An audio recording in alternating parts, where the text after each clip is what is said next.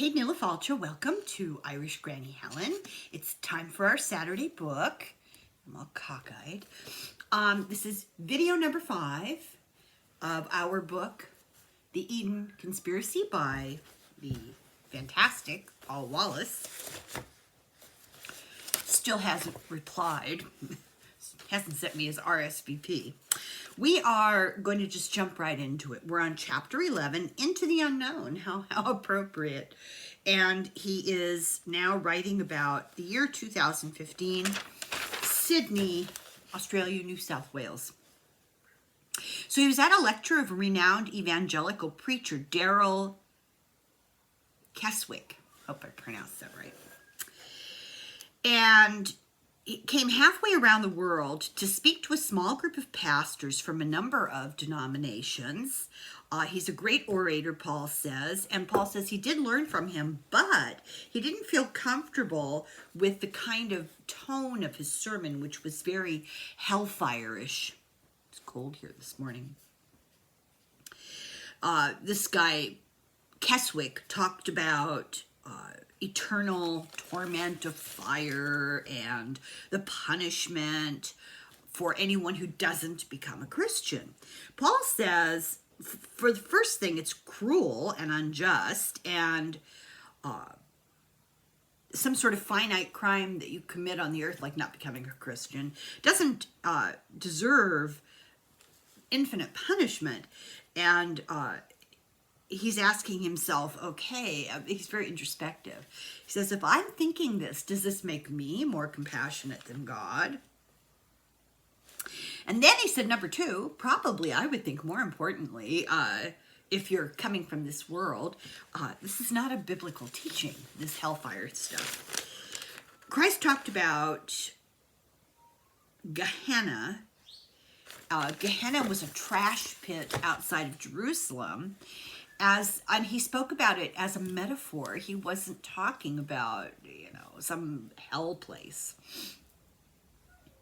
That there was not like a bad place that you were sent for bad behavior, unraveling your life, bad behavior sending you into Gehenna. No, he was talking about, trying to think of a similar metaphor in English. If I don't work too hard at it, it will occur to me and I'll interrupt myself. So he said, the point that Christ was trying to make was how you can ruin yourself by making bad choices. But somehow this gets morphed into eternal damnation.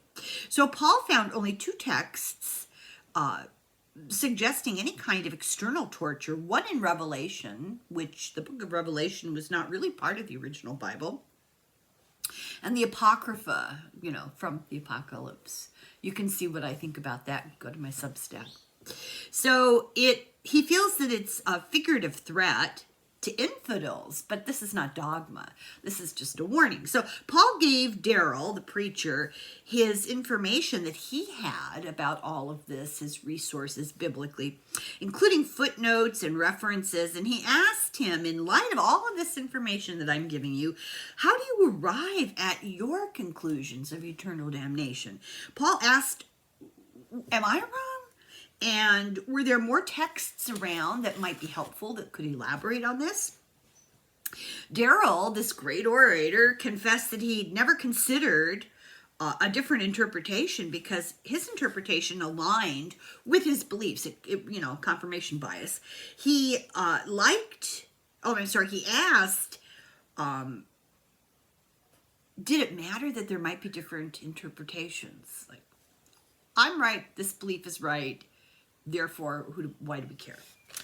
And he admitted to Paul, well, maybe I should really kind of revisit this, look it up. And he would consult with a friend who was doing his PhD in this exact topic. So Paul was impressed that Daryl was willing to be open-minded that far. So 22 years later, time goes by, at this meeting in Sydney. So apparently this conversation happened a long time ago. I guess I didn't write that down. But now we're at the conversation in Sydney. This is what Daryl said to Paul. Paul approached him and said, okay, you know, we've had this conversation years ago, and let's talk about it again. How do you justify the hellfire and damnation stuff? This is what he says now. I have now concluded that you will not find the doctrine of hell as eternal conscious torment in the New Testament unless you already hold that belief a priori before you read all the texts. If you go to the New Testament with the blank slate, you will come away believing that Jesus warned us not of hell, but of destruction. But you won't find hell in the Bible unless you already hold that belief, and I hold that belief, always have, and nothing and no one will convince me otherwise. I think this is digging in your heels. So Paul was horrified that his friend would continue to preach a doctrine that he couldn't defend from the sources and the foundation, because there's nothing worse, he believes, than, you know, try to convince people of something that may or may not be, well, isn't true, but in general may not be true. And Daryl actually admitted it to him. There's a lack of biblical foundation. And this is if, you know, if it's important to you that there is a biblical foundation. If that's how you arrive at your belief system, then you might want to pay attention to this. There's a lack of biblical foundation for such a strong and persistent teaching in the church as, you know, hellfire. The great Reverend Dr. John Stott, a pillar of British evangelical Christianity, considered hell to be a doctrine that had not been tested against the plumb line of the Gospels and Testament. In other words, not there. Courageously, he put this view forward in his 1988 book, Evangelical Essentials. Destruction and hell are not the same thing. Ruin and regret are not the same as a lake of fire or an eternity of conscious torment. Back in the late 80s, I quietly applauded, Paul says, Dr. Stott from the sidelines, as he tentatively indicated these rather obvious points. But Stott met so much angry resistance that he retracted his belief. He backed away from it. Evangelical Christians have, pardon the pun, a burning zeal for hellfire. Paul says he hears this all the time. He gets threats that they hope God will hurt him as a lesson to him about hellfire. That's mighty Christian. People who believe in a violent, genocidal God feel the real need to justify it. If you believe God divides humanity into the righteous and the unrighteous, or my people, not my people, then that's how you end up relating to all humanity. It gives you tacit, well, not so tacit, permission to do that.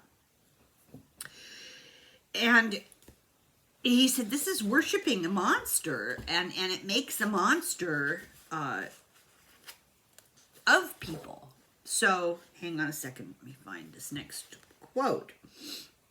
A monster makes monsters out of us. The history of invasions, colonizations, executions, persecutions, slavery, Jim Crow, lynchings, all done in the name of God, is more than enough evidence to confirm the ugly ramifications of worshiping a violent and xenophobic deity. If you're getting permission from on high to behave that way, either by word or example, then that is the path you are going to take. We see that play out all the time.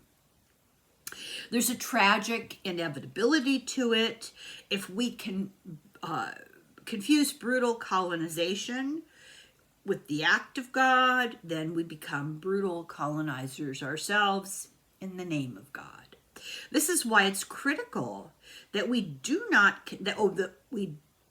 don't continue to translate the stories of the destroyer as they were as if those were the same as stories of God. Not to equate that angry entity in the Old Testament with God. This is why we should in no way allow ourselves to confuse a dragon story with a God story. He's making this distinction.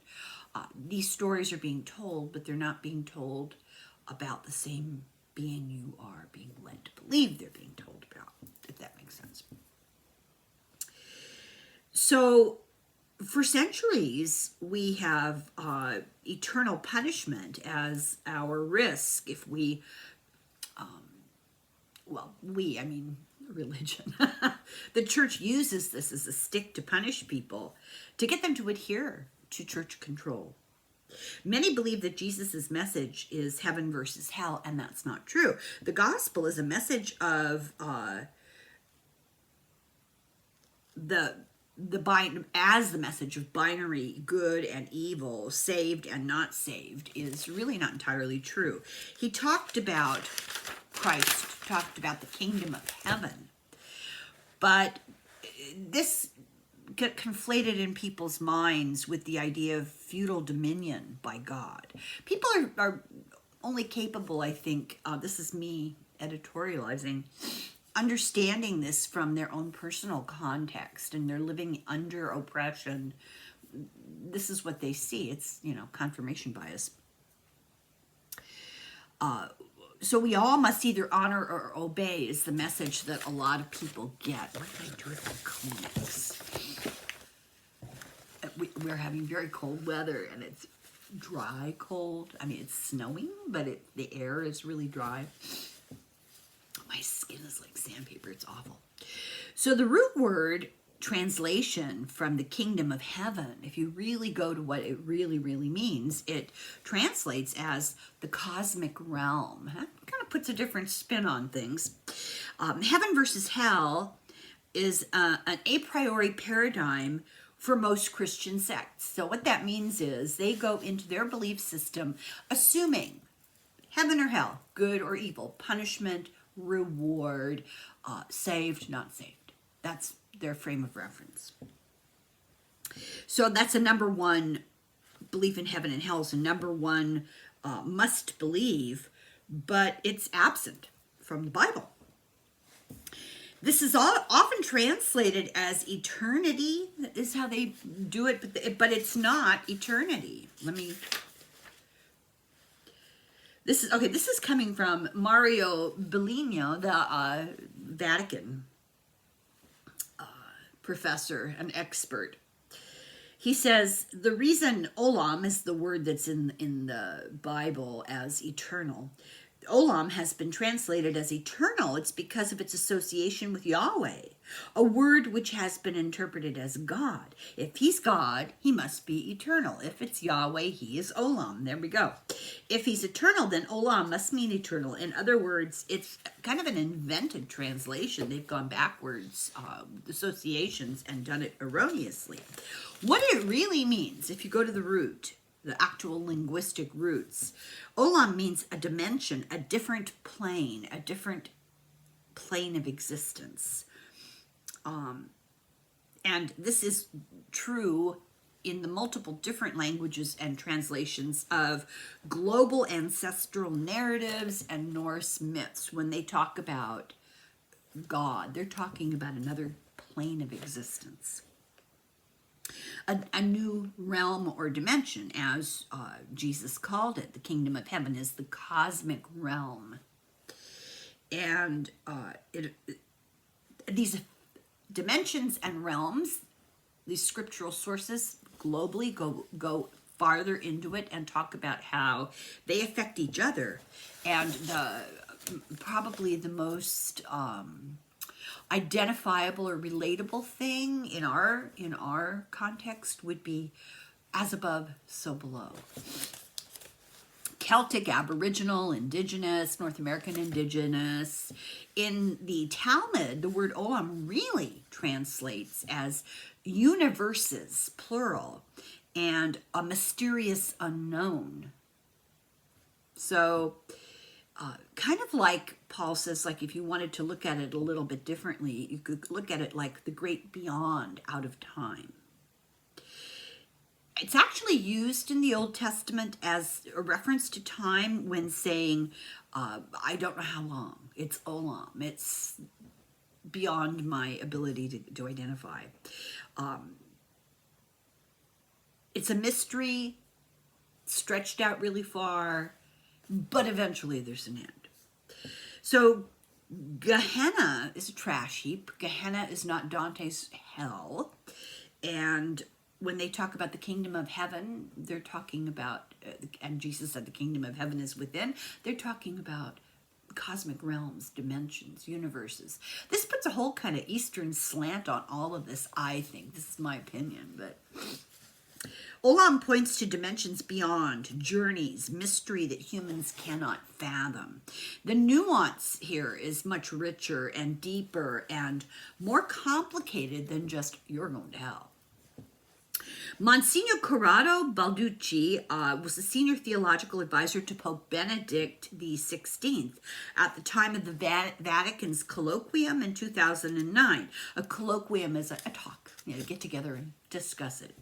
And this topic, the general purpose of this colloquium was to talk about ET contact. So wrap your brain around this a little bit. The Vatican is having official meetings with global church leaders headed by the Pope. So, even if you want to look at it like a corporation, which it is, we're talking the big shots. The big shots come out. And what's the subject?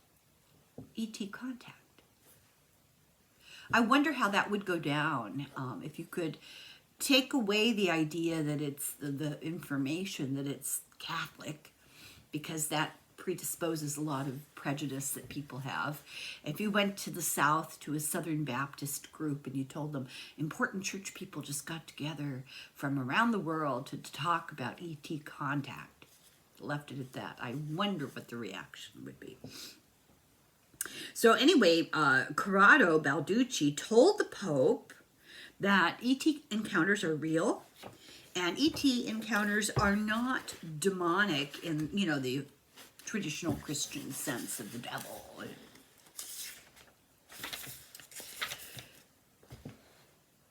Close encounters are experiences of a totally different kind of entity, and one that merits serious study.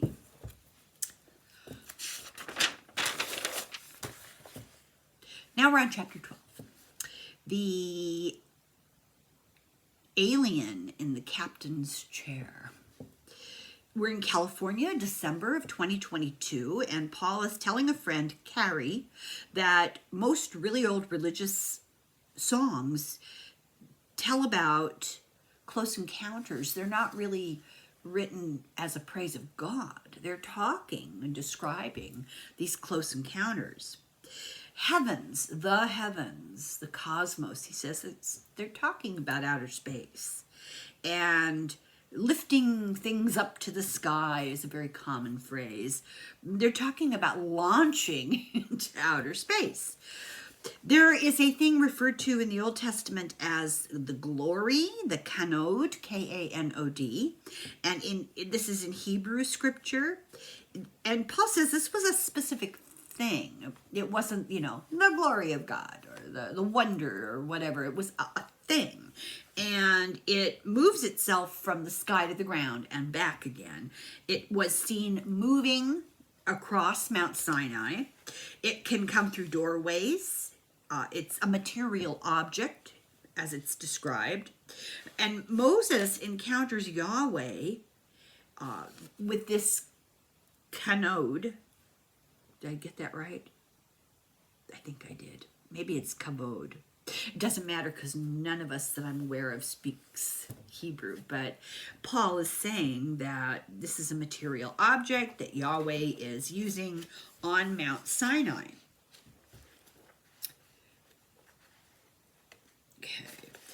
Okay. Whenever Moses entered the tent of meeting way outside the camp, this is describing from the Bible, the pillar of the cloud would descend and stand near the door of the tent talking with Moses.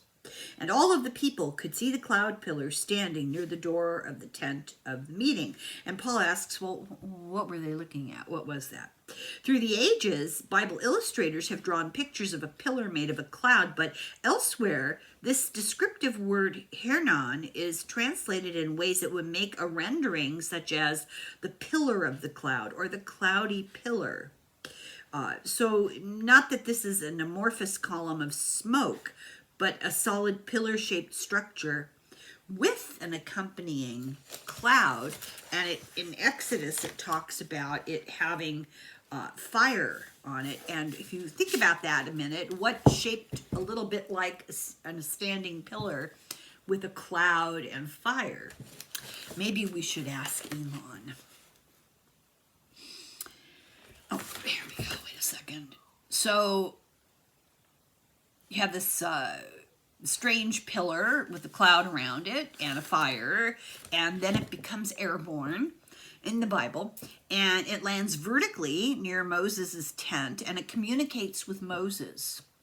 The original text makes no reference to the phrase "my Lord," but rewritten texts put "my Lord" in, because how does a fiery pillar talk to Moses, and how does Moses respond? A little bit of respect, right? So the fiery pillar with the smoke, the big question is this a rocket? Moses asks to see the kavod. It's with a V, kavod. And he's told, well, okay, because it's a little bit obstructed or obscured by this huge cloud. And he wants to really get a good look at it. And he's told to look away, you know. Think about it. You don't want to get too close to a rocket going up for obvious reasons. And depending on what the fuel is, you know, if it's radioactive or whatever.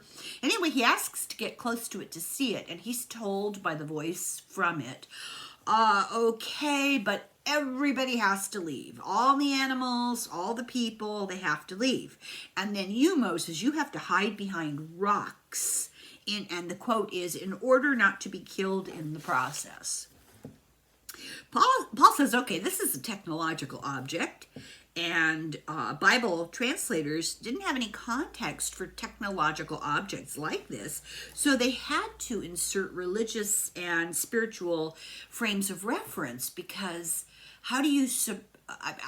I think we would have all been hard-pressed to describe an iPad 60 years ago.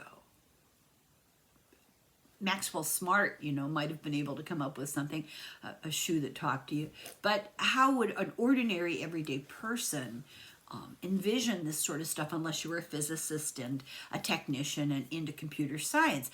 It's not likely that it would even occur to you. So they're putting this in the frame of reference that's familiar. The narrative of this whole story is actually coherent compared to, okay, the narrative Paul proposes is more coherent compared to the actual biblical story, which makes really, it's very confusing, does not make a lot of sense. When you put it into Paul's perspective, we're talking about technology, we're talking about an object, most likely a rocket, and most likely something either very hot and or perhaps with some sort of energy source that's damaging. So hide behind rocks, get everybody out of there. When Paul creates this interpretation of it, it starts to suggest a craft of some sort. And if you go into the entire story, it then suggests local flights, as in Ezekiel, where he had some kind of a capsule or a module, a pod that communicated and carried people back and forth to this pillar. So the root word of kavod, K-A-V-O-D, is, and I just love this, the root word means heavy thing. That's pretty funny. What do we got here? So Yahweh's reply to Moses, Moses, you cannot be out in the open when the big heavy thing launches, because the blast would kill you. I can let you see the heavy equipment moving as it launches and moves away from you, but you will have to be sheltered in the cleft of a rock. When the rockets are launched from Cape Kennedy, the technicians closest to the launch pad are 3 miles away, sheltered behind several feet of reinforced concrete. The technicians operating the crafts itself are in a different state altogether. They're in Texas. So when Yahweh says you cannot be out in the open when the big heavy thing launches or it will kill you, it makes perfect sense, and it explains why the Kavod's landing place on Mount Sinai had to be way outside the camp full of people, out of harm's way. Confusion exists because translators never saw a rocket or a launch. They had no frame of reference. The Kabar River in Syria, 6th century BCE. I looked and saw a stormy wind which blew from the north, a great cloud with flashing fire and brilliant light. This is somebody talking about eyewitness, actually, supposedly, of this kavod. In the heart of the fire was a brilliance like amber, and in the middle, what seemed to be 4 life forms. They looked like they had a human form. Now, as I watched the life forms, I saw a wheel touching the ground because each of the 4 faced life forms. The appearance and structure, beside each of the 4 faced life forms, so each had 4 faces. I'm thinking of the Wheel of Fortune card. That's interesting. The appearance and structure of the wheels were like glittering chrysolite. All 4 looked the same, and they were structured in that each wheel seemed to have another wheel inside it, so that in whichever of the 4 directions they moved, the wheels did not need to turn. It's kind of like I'm not real good at physics, but a gyroscope, that's what I'm thinking of. The circumference of the wheels was awe-inspiring, and their rims sparkled all the way around. When the life forms moved, the wheels moved beside them, and when the life forms left the ground, the wheels too left the ground, because the wheels shared the ruach, this is the thing, with the life forms. And this is from Ezekiel in the Old Testament. This kavod appeared, and the skies opened, and there was a whirlwind. And Paul says, what are we talking about here, a wormhole? And then there are roaring sounds. Just to make the point, when we made a documentary, he said, about Ezekiel's kavod a couple of years ago on the Fifth Kind TV, we played the audio of a rocket launch as the audio track for the images of the Niagara's Horseshoe Falls, and nobody noticed the sound was so similar. What he's talking about here is oftentimes the appearance and the sound of these things are put into the context of natural phenomena, and they could do that too on their television show, but he's implying, well, he's stating outright, we're talking about objects. So he said that there was a being that looked human, humanoid. He's saying, is this E.T. or what? Ezekiel is apocalyptic literature, and it's considered apocalyptic literature because it's a huge mystery. Nobody understands it. Paul refers to NASA and Joseph Blumrich, who did a drawing of Ezekiel's wheel, Yahweh's glory. This is a NASA guy, and he says this is an omnidirectional wheel, and this NASA engineer guy took the story from the Bible about the ruach, Ezekiel's wheel, drew the description to what he thought it might look like, and then he called it an omnidirectional wheel, and he patented it in February 5th of 1974, and it's been used by NASA in their rovers ever since. Not making this up, I just think that's remarkable. So obviously, let's go back to the Bible, Ezekiel, the kavod is a machine. Blumrich, the guy, Blumrich, the guy who invented this omnidirectional wheel, said that he wrote a book called The Spaceships of Ezekiel. Maybe we should read that book. And he wrote this book, The Spaceships of Ezekiel, when he was employed at NASA. He was the chief systems designer, received all kinds of honors from NASA. He had his design, he said, forced him to apologize to Eric von Daniken. He'd been trying to disprove Eric von Daniken. So this is a NASA scientist who's really interested in the possibility. He's not dismissing the possibility of ET, intelligent space flight from elsewhere. But he was making fun of it. He went into it critiquing it and trying to disprove it. Ended up actually being able to draw the engineering specs for something that they ended up using at NASA from ancient scripts about ETs, and went and apologized to Eric von Daniken for making fun of him. Describing how Ezekiel's vocabulary had forced him to reverse his view and find technology in the text, this ancient text. He said, seldom has a total defeat been so rewarding, so fascinating, and so delightful. So Ezekiel describes the throne, and it's very much described like a captain's chair. It has transparent canopy, and the way he describes it is probably glass, see-through glass, tempered, like a cockpit with a cockpit window. It describes being lifted into the air, the vibrations of it, the G-forces, the hand of Yahweh was upon me. So Ezekiel is in this thing, and he feels the pressure of the hand of Yahweh, also known as G-forces. It put him into shock for 2 days. Ezekiel has difficulty describing other things that he saw because he has absolutely no frame of reference. He talks about the wonders that he saw. Ezekiel says he's seen a kavod before by the river, and he'd seen that more than once when it wasn't the glory of God.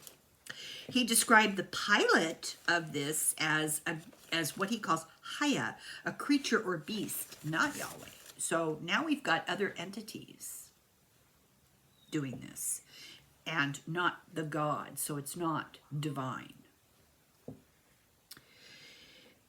This beast addresses Ezekiel as human offspring or earthling. And the pilot is shaped like a human, but not a human, says Ezekiel. And he also calls this vehicle a ruach. He describes its gates opening, and the gates opening, and a landing portal. Ezekiel is told that he'll be a spokesperson for Yahweh. He goes aboard this thing, and you get the vision of the gates opening, a landing portal, like the door comes down and he gets into it. He's told, you're going to be our spokesperson. You're going to advocate for Yahweh, and you're going to keep the people in line. And don't resist Yahweh's governance. Get the people to go along with this. So this is colonization through the proxy of Ezekiel, because Ezekiel can speak people's language, speak directly to the people. Yahweh sends 6 guys with destroying things, some kind of weapons that shatter stuff. And they're sent to ethnically cleanse the entire district. They keep people in check with executions and terrorism. This is all described in the book of Ezekiel. Ezekiel is very distracted by the technology. You know, he's not even as concerned as he should be about what's happening to the people, because he's blown away, literally and figuratively blown away by the technology. Yahweh wants to talk politics. So then we have Elijah. Elijah gets taken up in a whirlwind. Then we have Joseph. Joseph gets led up and down a ladder. Is this a portal by strange beings? The Tower of Babel was constructed to reach the skies and communicate with stations in the stars. Babel, when you take the word as it was originally intended, it's 2 words stick together. Babel means the power gate. So these Bible stories suggest alien contact with ancient ancestors using advanced technology. That, P.S., that technology works very well for NASA. Translators filtered the original narrative through their own worldview. That almost cannot be helped. They don't translate the words. He says, don't translate the words. Pay attention to the narrative now, and what does the story become? Try to get the essence of the story. His friend from NASA, Joseph Blumrich, said, quote, "Neither he who questions nor he who contributes to finding an answer should be deterred by concern over possible damage to the reputation and professional standing he may have earned by hard work." In other words, integrity to the research and the facts and the science and the obvious, and not allowing yourself to manipulate the story to fit an acceptable narrative. Paul's friend Kerry, remember we were talking about him, he's now doing this balancing act. He's trying to reconcile all of this stuff. Today, Paul does personal coaching because experiencers reach out to him. It's very much, he says, like his past pastoral work, like people go to their minister for things. But now it's not about church or Christianity, it's about alien visitations or sightings or paranormal. John Wesley was kicked out of the Church of England, and he said, "The world is my parish." And this is where Paul is now. This is his feeling. He's moved beyond that sense of exclusive community and has embraced the larger world. Chapter 13, Joyful Spirits and Close Encounters. Now we're in Australia, 2023. And he's talking about 4,000 years ago, Gilgamesh in Sumeria, in deep outback is where he is to speak. And I don't know what this says. It's hard to read this because of the spelling. It's Aboriginal, Jalu, and this tells a tale that's been a spoken tale for thousands of years. They have an oral tradition. They don't write things down, although they draw. They don't write things down. The scientific consensus is that there has been a continual, unbroken cultural presence of people, these people, the Jalu, in this area of the outback for at least 60,000 years. They tell a story of tall, thin beings,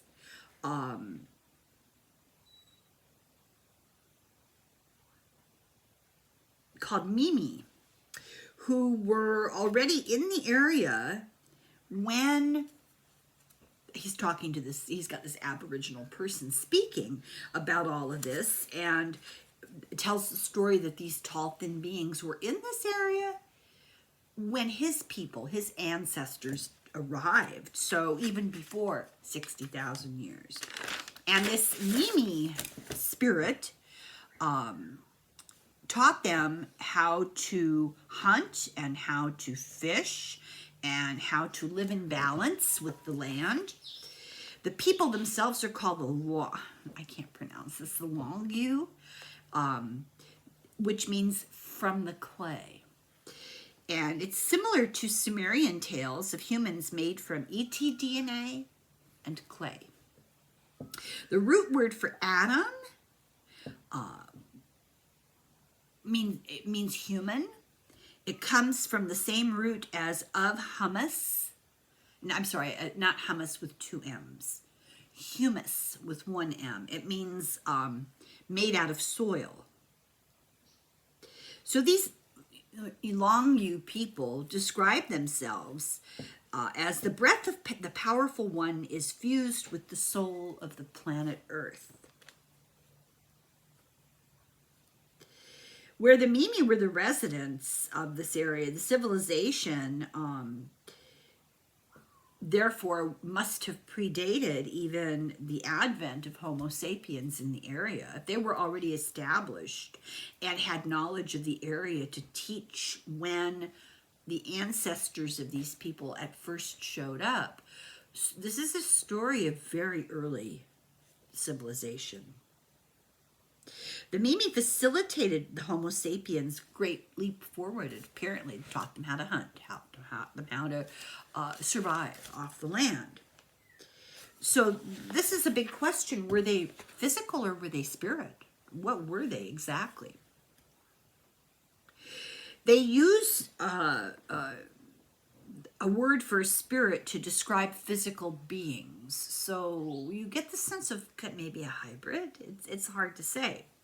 The word spirit has not always meant what it does today, Paul says. We think of it as a non-physical aspect of ourselves, bodiless, energy-based beings. And is that what we're looking at now with this Mimi in Australia in the past? Next door to these people of today, in Papua New Guinea, they believe in the moon spirit, which is not a bodiless energy being, but a material being with a particular physical appearance. So maybe the word spirit means something that can, to use the other meaning of the word, spirit itself away. Anyway, calling a spirit, they're calling a spirit a physical being, and doing that actually exists in a number of different cultures. So it has morphed in our language to mean something non-material, non-physical, energetic. But that's not originally what it meant. And the original meaning was actually in the roots of Christian thinking as well. This is an older attitude towards all the words that mean spirit that we don't maintain today. Augustine of Hippo in the 5th century CE, in reference to angels, used the word spirit. In the City of God, he explains an angel is not a being. An angel means messenger. And they are material beings. They do physical things, but they can appear and disappear and reappear. So this is the idea of scriptural spirits. These are beings that come and go at will, but they're physical. So the ancient Greeks believed this too. The Romans believed it too. Both cultures closely related the concept of spirit and wind, and also in many other languages, there's that equation made. A being that can appear and disappear, but is physical when it's here, may be labeled spirit in ancient cultures. Other cultures might call the same angel or spirits their ancestors or the star people. What concept connected the idea of primordial helpers with beings who could come and go with the wind? So this is an interesting question to ask. How did these things get conflated? Because they did. We have a first account of this in our culture in Genesis. So in southeast Turkey, 9,600 years ago, there's a narrative of the earth from 11,600 years ago. So old story of an even older event, talking about everything being dark and flooded. Survivors living in a wasteland. The population left is less than 25% of the original population. The atmosphere is so polluted with ash and soot that it killed everybody. People starved and couldn't breathe. So what's the theory here about this? Was there a comet impact? So this has been years developing, and it took 15 years to be more accepted in academia. So people took a new look at this a while back and began to reinterpret it as, okay, maybe these ancient scriptural stories from around the world are talking about an actual physical phenomena. Now that seems kind of, obvious, but it wasn't so well accepted a while back. finally became a little more accepted in mainstream. Richard Firestone, and Lawrence Berkeley of the National University, Albert Goodyear from the University of South Carolina, and Ames Kennett of UC California. These are mainstream academics that are respected, and they're now saying, okay, yeah, maybe we're not talking about angry God. Maybe we're talking about something like a comet. And this story is embedded in much world mythology. And in the book, he just lists like 13 different, off the top of his head, 13 different sources from around the world. So is this an ancient cultural memory? Creation myths aren't about creation. They're the memories of planetary recovery. What did people really see? As the air clears and stars and planets become visible again, there's an object in the sky that creates vortices of wind that clear the air. They drive the ocean off the land. They dry the land off. Winds are products of an alien technology to clean the air, he says. So instead of thinking about this as there is a natural phenomenon of some sort. They do want you to reconsider that there's a natural phenomenon that causes flooding and destruction and death, darkens the skies, like a nuclear winter that happened with volcanoes.